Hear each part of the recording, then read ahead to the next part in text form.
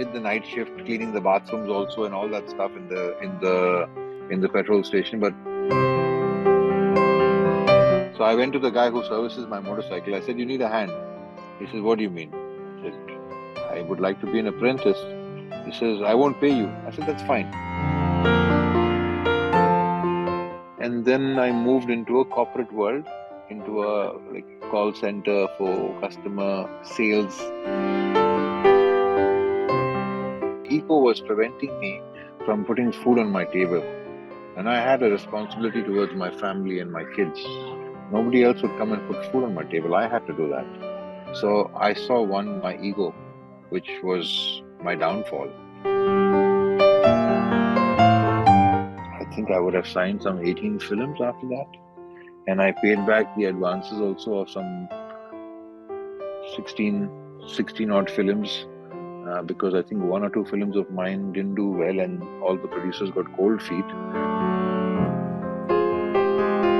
What could come out of Minnale 2 if he had done now with Maddie and me? Because a lot of the fans keep asking. Surya and Vijay and all that, I guess it's a bit difficult now to get across to them with a lot of protocols. Especially this year, 2022, South Indian cinema has done extremely well across India, pan-India. I believe so, yeah. Yeah. So, but then I want to ask you this: when Kadal Desam released, it was also done in. It also got released in Hindi, and it was a big hit. It was like a pan-Indian film back then. So, how do you look at this? You did it. It was way back 25 years ago. How was the response? The response was good because people recognized me when I went up to Bombay and up north also with that Mustafa song. And I guess it was the Rahman Sir's magic, his tunes, more than me. I was a newcomer, but it was A.R. Rahman's music and that magic that he had, which captivated the audiences of that time and which made that movie pan-India. The director's vision of hitting onto a subject which was pan-India on internet dating and all that kind of stuff. And the flavor of the film, the cinematography that K.V. Anand sir bought, the set directions, everything was a combination of a beautiful product. So it was not any one person. It was the right time for that movie.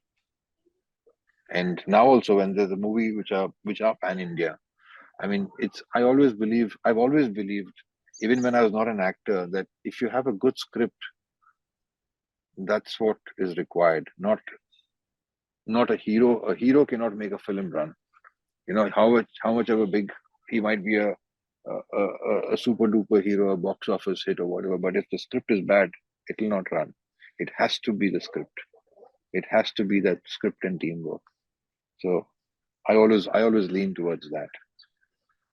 Well, I just want to quickly take you to the initial phase of your career. Now, Kadal Desam was a super duper hit. You became an overnight star. How many films did you sign right after that film? I think I would have signed some 18 films after that. And I paid back the advances also of some 16 odd films because I think 1 or 2 films of mine didn't do well and all the producers got cold feet. And I didn't know what the norms of the industry was. So I said, okay, they may not be wanting to work with me. So I returned back the advances. Whereas later on, many actors said, no, you shouldn't return back the advances. You should keep it. They'll come back or you can just pocket the money.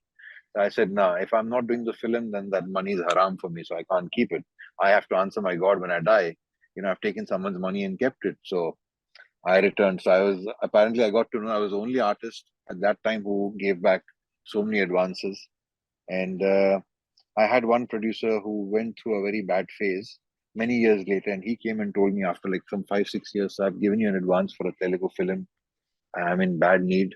Can I get that? I didn't even cross-check if he's the one who gave or not. But I said, okay, I'll told my producer, from my payment, can you give him my advance?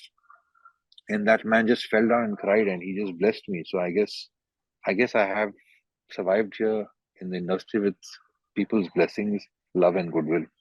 So, That's every actor goes through ups and downs. I mean, mm, the best of the best go through ups and downs. You had your career started off like, you know, it was a super duper hit, like I said. And then, okay, we all agree that one or two films didn't do well, but you think you could have done something if you were as mature as you are today? You think you could have handled your success in a different way or failures in a different way back then? yes, I was not that matured, and I just went with the flow of. I never made that a career. I was very naive in a sense. I would take people's word for it, and I was um, a Boy Scout kind of thing. I never had the conniving thought process of how to play politics and all those kind of things. So I think today, if I have to be back there, yes, I would be handling my career differently because I would be more passionate about my work. At that time, I just went with the flow. Okay, this came. Okay, let's do this. That came. I would like on the whole script. I would like maybe one certain part of it. I'll say okay for it. I would like something, and I'll say okay for it. But today, I would be able to dissect the script and understand it better and see and step into the shoes of the audience to see how they would be receiving this script, look at it from different angles. Back then, I didn't do all that, you know. So I would be a much more better uh, person to analyze and handle my career if it was the Abbas today. Because you work with so many co-stars and directors. Uh, if you were to go back and work with any one of them today, who would that be? Well, there are lots of them I learned from. There's not one person I can say that I didn't enjoy working with because I always enjoyed working in multi-starers. I enjoyed working from Rajni sir to Kamal sir. Each one had their own contributions, which I learned off from. My best movie is Anandam because that movie is the epitome of a good combination of director, production house, actors, teamwork, and a script. That for me was like one of the best mixes of all. And um, if I have to work with somebody again, I think I would pick on Gautam Menon's brain again to see if what could come out in Minnale 2 if he had done now with Maddie and me. Because a lot of the fans keep asking, "Sir, why don't you do Minnale 2 now?" So I said you should ask Gautam Menon then. But yeah, so with the if he had the same star cast, what would he do? How would he play it out? How life would have taken its turns. I would like to Definitely, I would like to work with some brilliant directors who are there right now because there's so much more different thought processes and um attitude towards cinema from the new directors and the new gen. It'll be interesting, It'll be interesting to see how they because I mean I've always, even in my yesteryears also, I've always leaned more towards an underplay. I've never been a loud actor. So, the subtlety in acting and having that underplay has always been my forte. I would just love to work and see what the new guys would bring out from me. I think no one's really squeezed the juices out of me as an actor. They've not dried me out or kind of squeezed out my actors um, whatever uh, creativity juices that I've had. No one's been able to like totally drain that out from me. So I'm waiting.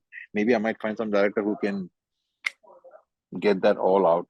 So yeah.